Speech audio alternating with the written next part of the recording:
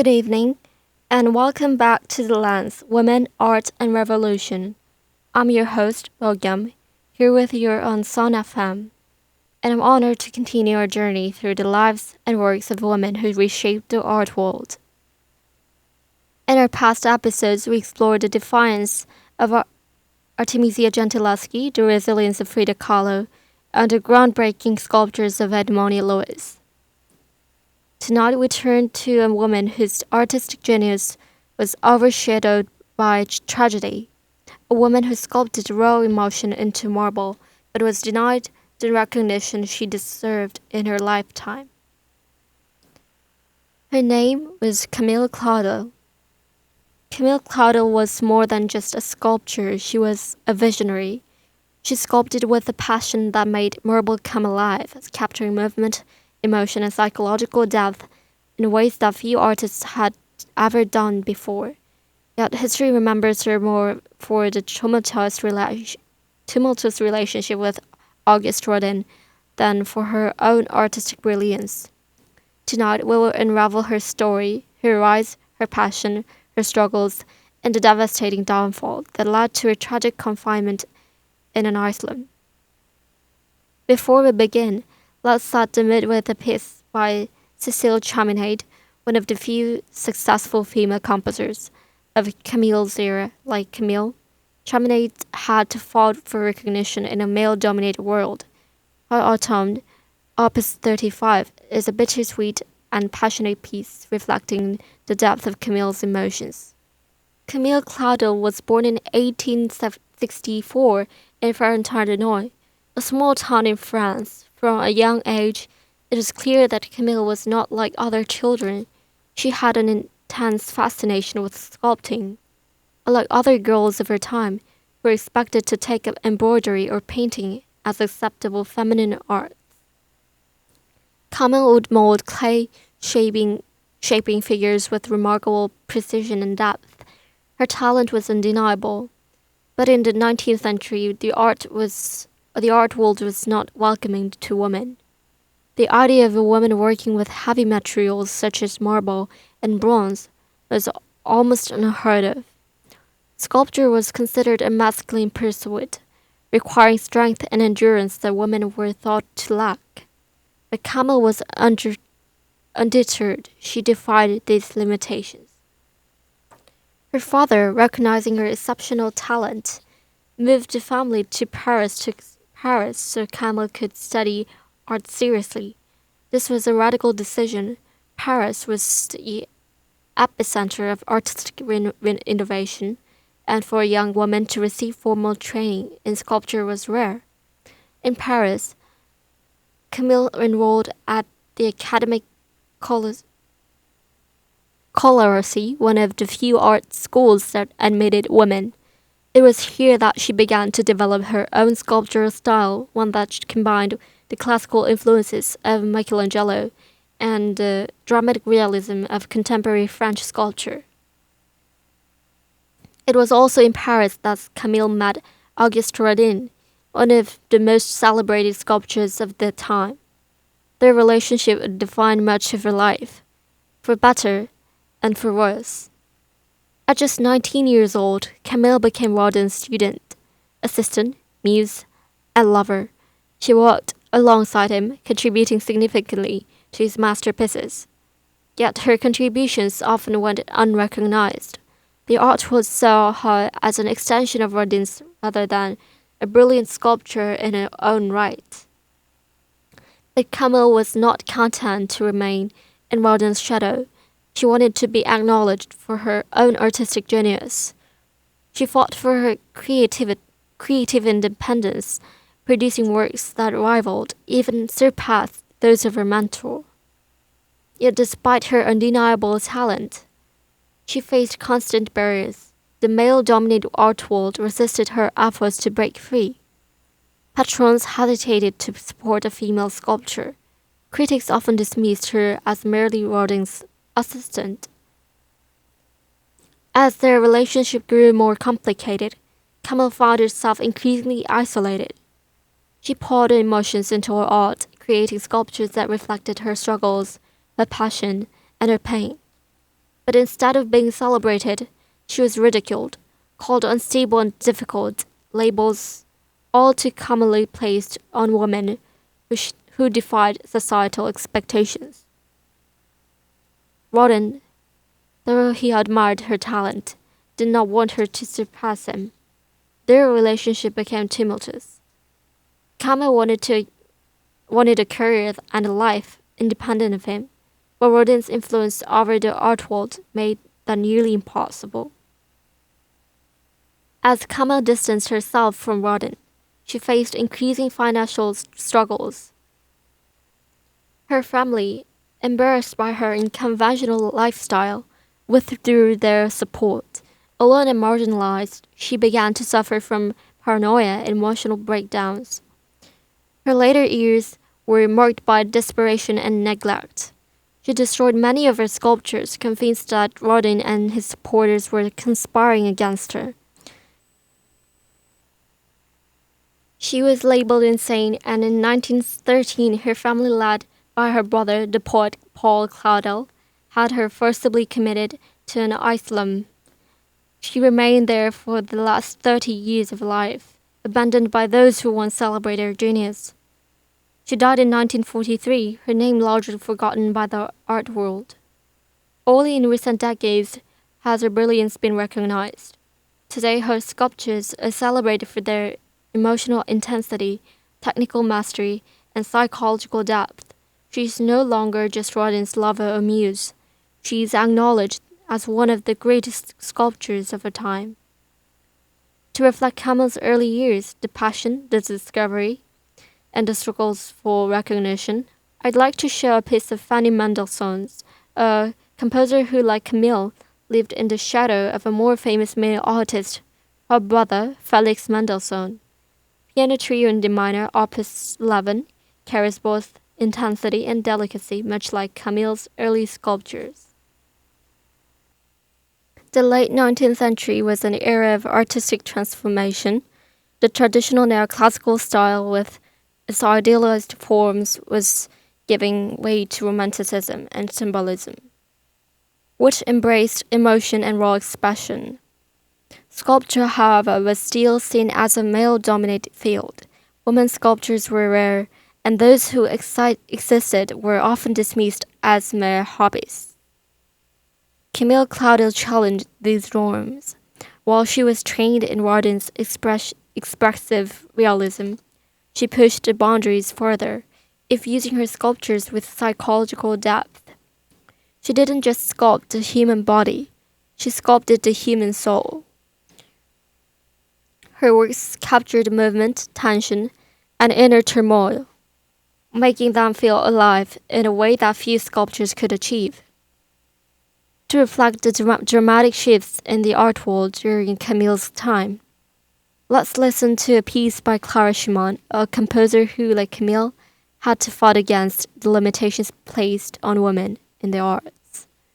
Three Romances for Violin and Piano, Opus 22, carries an intimate yet passionate energy, just like Camille's sculpture style. Camille Claudel was a sculptor of remarkable vision, and her works captured movement, tension, passion, and psychological depth unlike any of her contemporaries. She sculpted the human body in a way that transcended simple realism. She revealed the inner turmoil, love, sorrow, and struggle of the figures she carved into stone and bronze. Her work was deeply personal, reflecting the complexities of her own life, her emotions, and her artistic philosophy. To truly understand her genius, we must examine how the greatest works, exploring how each sculpture reflects a piece of her world and her legacy. A sculpture of a man and woman dancing the waltz, their bodies intertwined in a flowing movement, locked in an embrace that is both passionate and tragic. Their forms seem to melt into one another, yet there is also an impending sense of separation, as though the moment is slipping away even as it unfolds. The sculpture is deeply evocative, brimming with sensuality but also a haunting sadness. It is widely believed to represent Camille's tumultuous relationship with Auguste Rodin, an all-consuming passion that cannot endure. The fluidity of their movement suggests an intoxicating connection, yet the figures seem precariously balanced, their bond fragile, unlike Rodin's The Kiss, which captures the passion in stillness. The waltz conveys love in motion, love that is fleeting. It was radical piece for its time, defying the conventions of how female artists were expected to portray intimacy. Camille did not sculpt an idealized romance. She sculpted desire and the pain of inevitable loss. And now let's turn on Jet de Vue by Eric Satie. Listen closely to how this piece carries the weight of romance and melancholy, just as the waltz embodies love that is beautiful yet fragile. Perhaps Claudel's most devastating personal work, The Age of Maturity, is a narrative frozen in bronze, depicting an older man being pulled away by a younger woman while another woman, filled with anguish, reaches for him in vain. This piece is widely interpreted as an autobiographical commentary on a painful separation from Rodin. The older man, possibly Rodin, appears conflicted, his body drawn toward the younger figure, while the desperate woman, often considered a representation of Camille herself, is left behind, yawning. The agony of rejection is palpable in the desperate outstretched arm. The pleading expression, the tension in this piece is almost unbearable. It does not simply depict physical movement, but emotional devastation. The implications of this sculpture were so personal that many speculated Rodin used his influence to surpass her career after its unveiling. Whether or not this was true, Camille's financial struggles deepened even after the age of maturity, and she would never again achieve the recognition she deserved in her lifetime. To capture this heartbreak, we turn on Ne me quitte pas by Jacques Brel. The song echoes the themes of abandonment and desperate longing, much like the figures in The Age of Maturity. Inspired by the Sanskrit play Shakuntala by Kalidasa, this sculpture the Sakuntala, is the emotional antithesis of The Age of Maturity. Rather than loss and separation, it portrays a tender reunion. The male figure leans in, embracing his lover, as she tilts her head back in longing and relief. The fluid movement of their bodies suggests a moment of quiet ecstasy. If The Age of Maturity was Camille sculpting her own pain, Sakuntala was her sculpting hope, the belief in love's return. It remains one of her most celebrated works, showcasing her ability to blend realism with deep emotional resonance. Unlike Rodin's lovers, frozen in sensual embrace, Claudel's figures seem lost in their own emotional world. Sakuntala is not just about love, but about forgiveness, a theme that runs throughout Claudel's work. Let's listen to Claude Lune by Claudel Debussy, performed by Songjin Cho. Its soft, dreamy notes capture the bittersweet nature of love and reunion, just as Sakuntala does it in sculpture. A striking departure from her previous themes, Perseus and the Gorgon reinterprets the mythological hero in a deeply psychological way. Rather than a triumphant victor, Perseus appears almost regretful as he holds the severe head of Medusa. Claudel, always subverting traditional narratives, forces us to reconsider who is the true victim. In this sculpture, Medusa's face is filled with sadness, not horror. Some interpret this as a reflection of Claudel's own struggle against the forces that sought to control and silence her. Was she Medusa destroyed by a world that feared her? Or was she Perseus forced to cut away parts of herself to survive? The psychological depth in this sculpture is staggering, a testament to Claudel's brilliance and her willingness to wrestle with complex, painful questions. to accompany this story of struggle and contemplation. Let's listen to Gabriel Fares' Requiem, performed by Cecilia Bartoli. This piece carries the weight of sorrow much like Perseus and Gorgon. Camille Claudel's work stands at an intriguing intersection between tradition and modernity. Compared to Auguste Rodin, with whom she collaborated, Claudel's work was more fluid and personal, delving into psychological realism rather than raw sensuality. Where Rodin emphasized energy and grandeur, Claudel sculptured intimacy and emotion. Rodin often left rough, unfinished textures to capture movement, while Claudel's surfaces were smooth and refined, emphasizing her subjects' inner lives, rather than their external expressions, while Rodin's works were often praised for their passion and masculinity. Claudel's were seen as dangerously emotional, too personal, too reflective of the female experience. The very depth that made her sculptures extraordinary was used against her, framing her as overly sentimental rather than visionary. Another important comparison can be drawn with Edmonia Lewis, a contemporary female sculptor who, like Claudel, faced gender-based discrimination. However, while Lewis often focused historical and cultural narratives depicting figures from African American and Native American underrepresented histories, Claudel used it to lay bare her own emotional suffering and make her sculptures more personal and introspective. These contrasts highlight how women in sculpture had to carve out their own artistic identity against overwhelming odds, often forced to navigate between expectation and artistic integrity. Additionally, Claudel's work can be compared to that of Kath Kollwitz, a German artist known for her deeply expressive and sorrowful depictions of human suffering. While Kollwitz worked primarily in prints and drawings, her themes of loss, struggle, and resilience mirror Claudel's approach in sculpture.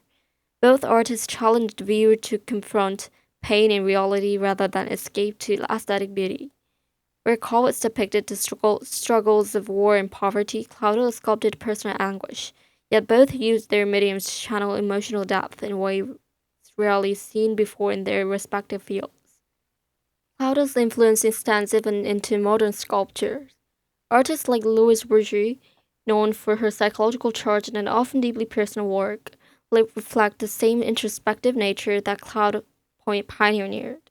The raw honesty in Claudel's figures, especially pieces like The Age of Maturity, resonates in Bourgeois' exploration of trauma and female identity. In many ways, Claudel was ahead of her time, sculpting themes that would not gain full recognition until the rise of modern and contemporary feminist artists. Camille Claudel was more than a muse. She was a master sculptor. But history, blinded by her connection to Rodin, tried to erase her. Yet today, her sculptures stand as testaments to her brilliance, her passion, and her pain. Her work, once dismissed, now finds its rightful place among the greatest, speaking to the generations who recognize the struggles she endured. Her hands carved not just stone, but her own story, a story of defiance, resilience, and artistic truth. And we close this episode reflect on the voice of countless artists, women whose genius was ignored, whose contributions were nearly forgotten. Tonight we remember them, and now, to end our journey, we turn on La Javanaise by Serge Gainsbourg. This song blends nostalgia and reflection just like Camille Claudel's legacy, timeless, poignant, and unforgettable. Thank you for joining me in this journey through the life and art of Camille Claudel. This has been The Lens, Women, Art and Revolution. I'm your host, William, signing off. Until the next time, keep looking at the world through the lens. Thank you.